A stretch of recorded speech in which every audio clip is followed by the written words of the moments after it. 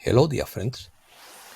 I am against all the wars that exist in the world, and therefore I cannot take sides on any side, nor on any leader. Opinion piece. Putin spoke about the reset. On the brink of a new era. New China Russia bloc. Change of operating system. Reform of the financial system. New international gold currency. Tucker Carlson put his finger on the problem. He made the front page of the Western media, a different side of the official narrative.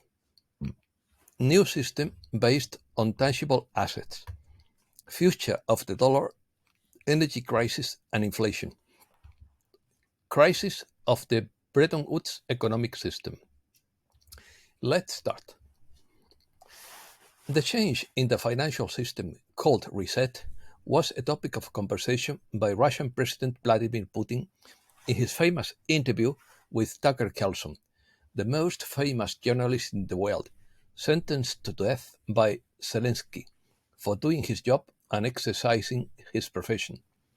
The decision to do this interview arises from the fundamental duty of journalism, which is to inform, educate, and entertain. The conversation was broadcast this Thursday and has accumulated more than 130 million views on the X platform in less than a day. Carlson did something you don't see very often in Western media, having someone willing to sit down for 2 hours and explain things in depth. When he was in Spain, Carlson was labeled as extreme right, in quotes, by the official media for daring to criticize the government. Labeling any professional for giving his opinion or her opinion is indecent, in my opinion, since the basis of journalism is neutrality and freedom of expression. The interview shed light on the profound global economic, geopolitical, and financial changes currently taking place. Within the framework of the conversation, the Russian president and the journalist addressed a wide range of topics, such as the conflict in Ukraine, the expansion of NATO, and the explosion of the Nord Stream gas pipelines. Carlson asked Putin about Germany's silence about the gas pipeline explosion, despite having suffered a hit to its economy as a result of the sabotage. He believes the president that the German authorities, in quotes, are not guided by national interests, by, but by the interests of the collective West.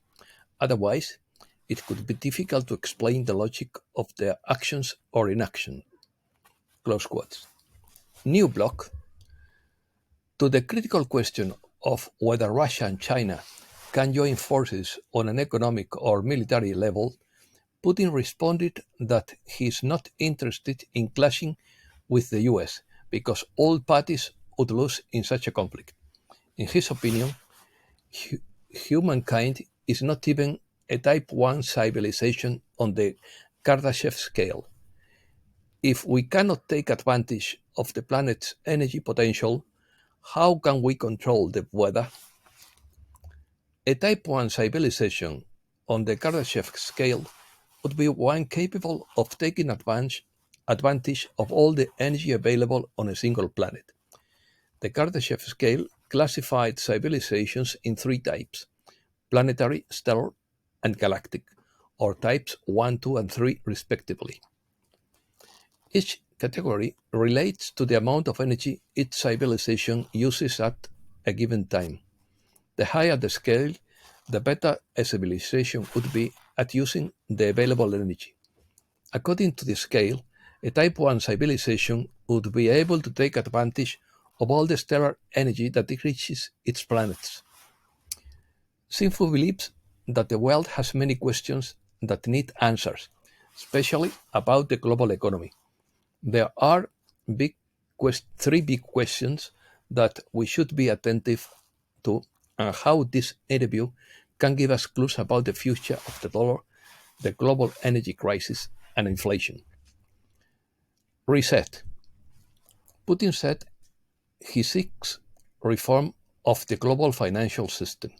In his opinion, the world is multipolar, complex, and dynamic, so the attempt to develop a model of relations where all decisions are made in the context of a single pole is ineffective and fails at every step, and such an attempt would be doomed.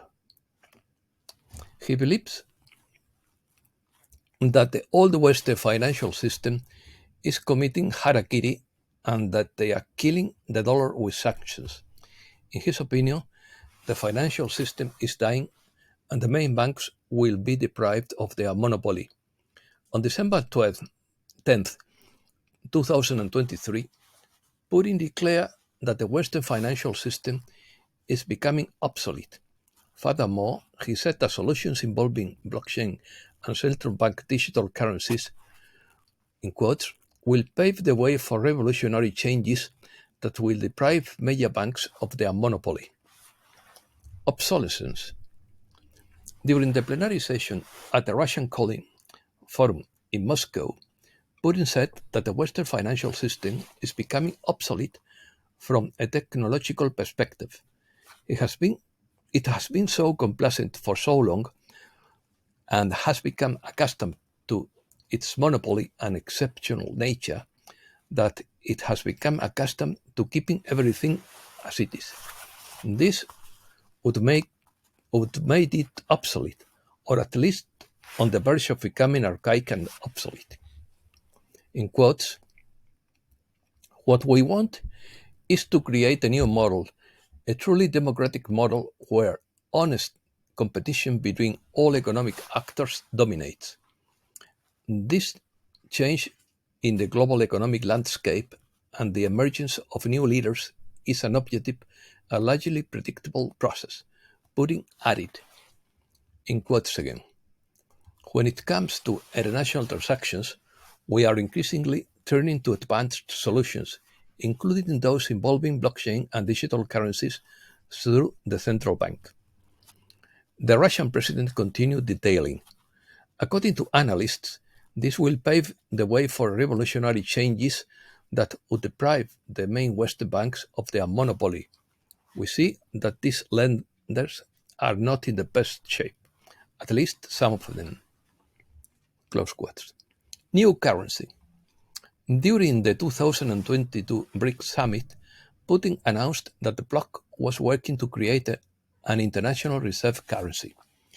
Since then, several countries within this economic bloc have been actively accumulating gold reserves and advances their digital currencies.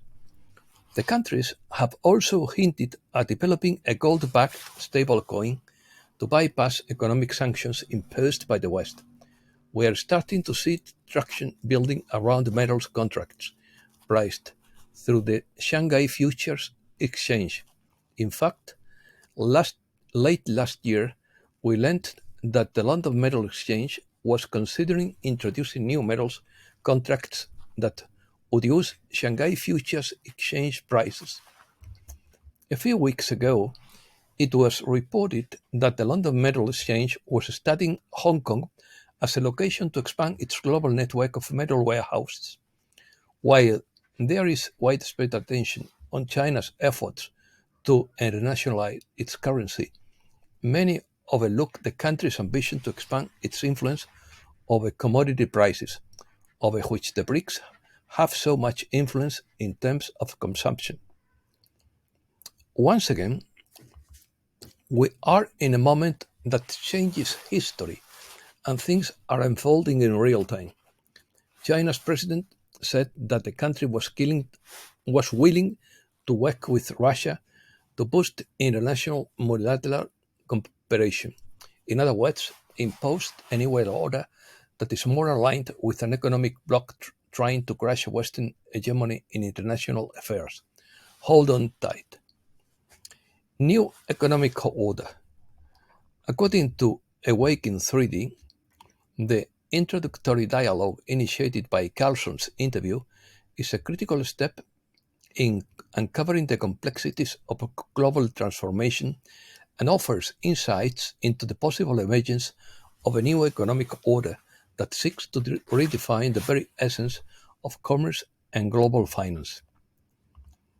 This work is dismantling the post-World War II economic order, that is, the Bretton Woods system, and challenging the dominance of the dollar, with the rise of the BRICS group, marking history-altering events that will shape future generations. The global landscape is undergoing a seismic shift, reverberating through the corridors of power and finance around the world. At the center of this transformation is the challenge to the post-World War II economic order, established by the Bretton Woods Agreement, which crowned the dollar as the world's reserve currency. This system was designed to stabilize and rebuild a war-torn global economy, and now faces an unprecedented challenge: the growing BRICS alliance ambitious vision of a new asset-backed trading currency and financial infrastructure. Collapse. The Bretton Woods system laid the foundation for international economic cooperation, pegging world currencies to the dollar, which in turn was pegged to gold. Over decades, this agreement facilitated the rise of the dollar, integrating it deeply into the fabric of global trade, finance, and reserves. However, the world is witnessing a pivotal moment in which this long-term dominance is being questioned. The growing BRICS alliance is leading efforts to reduce dependence on the dollar.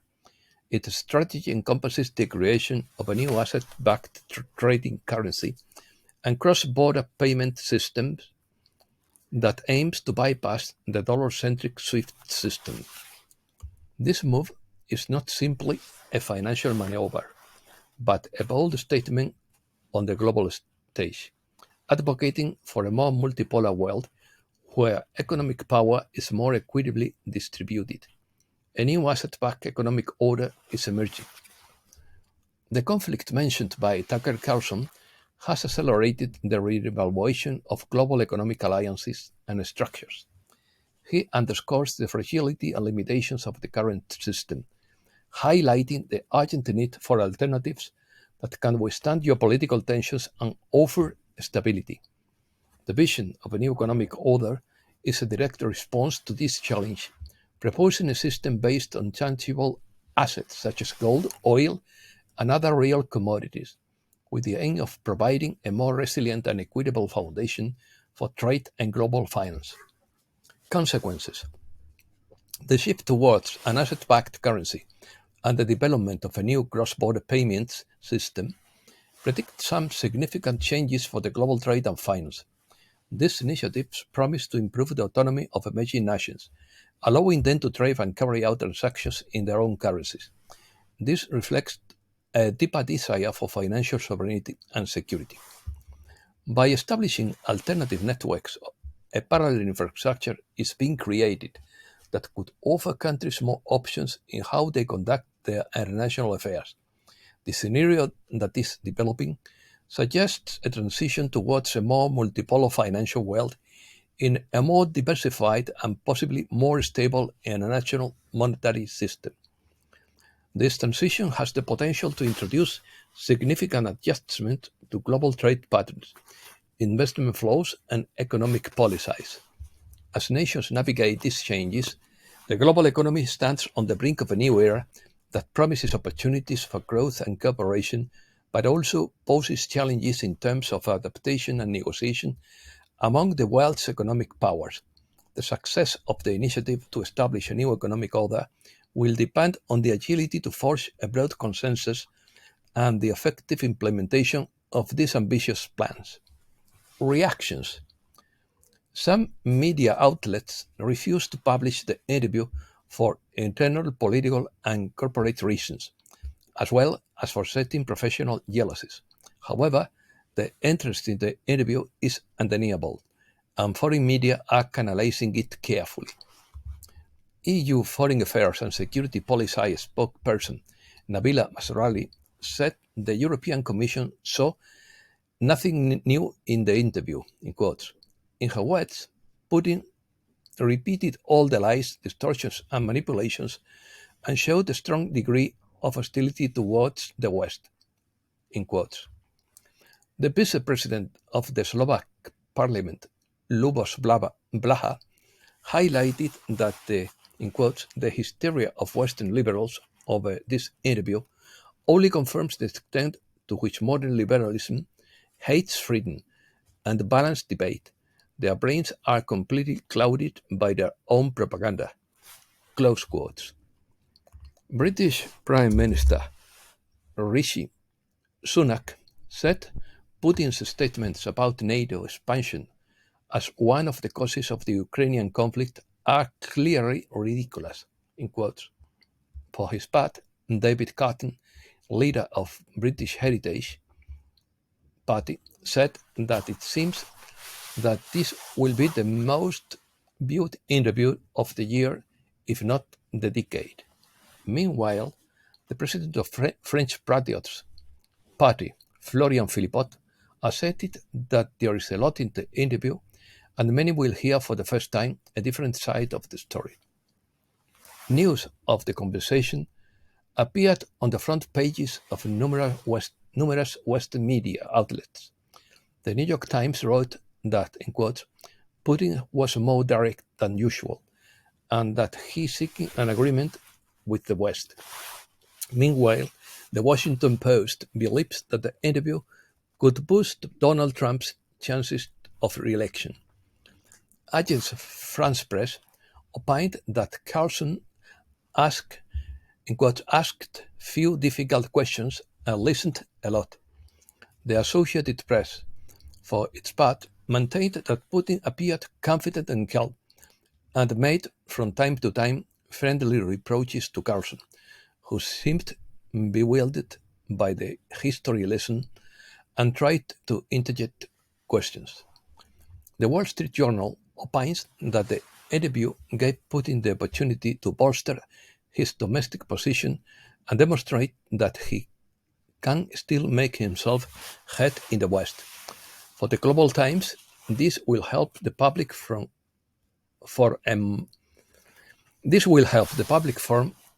a more balanced opinion about Russia. And that's all for today. Thanks a lot, dear friends.